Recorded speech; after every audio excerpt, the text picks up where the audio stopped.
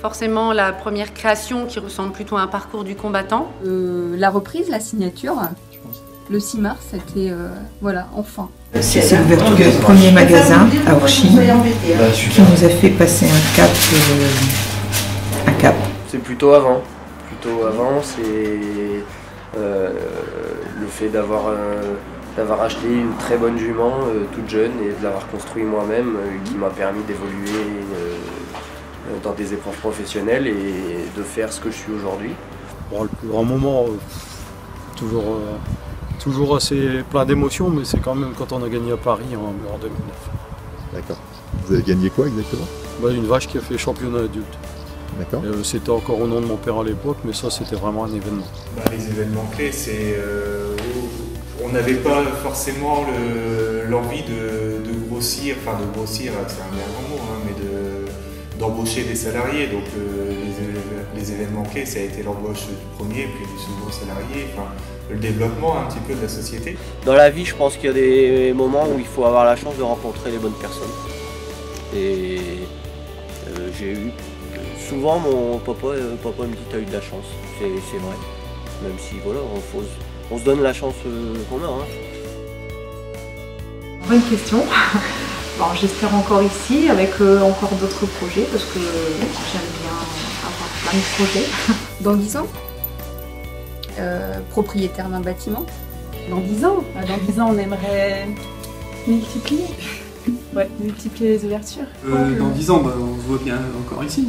Après, ici ou ailleurs, peut-être que les aléas de la vie ou les opportunités également professionnelles nous amèneront autre part. J'espère être encore là dans 10 ans et avoir une affaire qui tourne.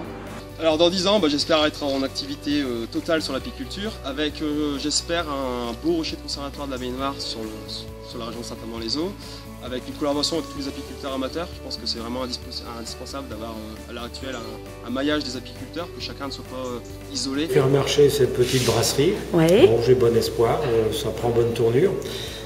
Ceci dit, rien n'est gagné. Pareil, il faut attendre de passer la 3e année pour être sûr de passer les charges, de payer les charges.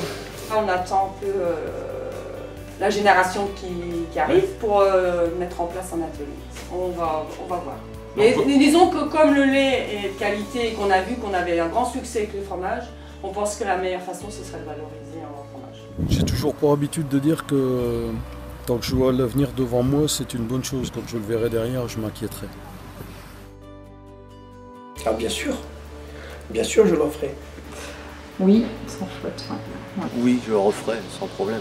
Je le referai 200%. La même chose? Ouais.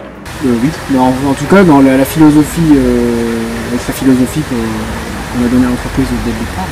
Ah oui, mais on l'aurait fait beaucoup plus tôt, parce que là maintenant on est âgé et cette entreprise, il aurait fallu la faire à 30 ans. Oui, mais plus dans les mêmes conditions. Qu'est-ce que vous changeriez alors? L'aspect commercial des choses. C'est ce qui a le plus manqué à PDP parce que je n'avais absolument pas ce côté commercial. Et c'est vrai que vous pouvez avoir encore une fois le meilleur produit du monde. Il peut être le meilleur si vous ne savez pas communiquer dessus. Les gens ne vous connaissent pas, donc ils ne vous feront pas travailler. Oui, un grand oui. Je suis une créatrice et effectivement entreprendre me passionne. Je fais ce que j'aime et j'aime ce que je fais. C'est la raison pour laquelle aujourd'hui je travaille sur un 3e projet qui reste secret encore.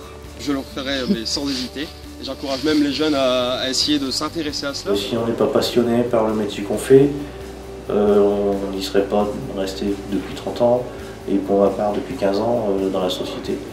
Et donc oui, je le referai puisque sinon j'y serais plus, je ne serais pas resté aussi longtemps.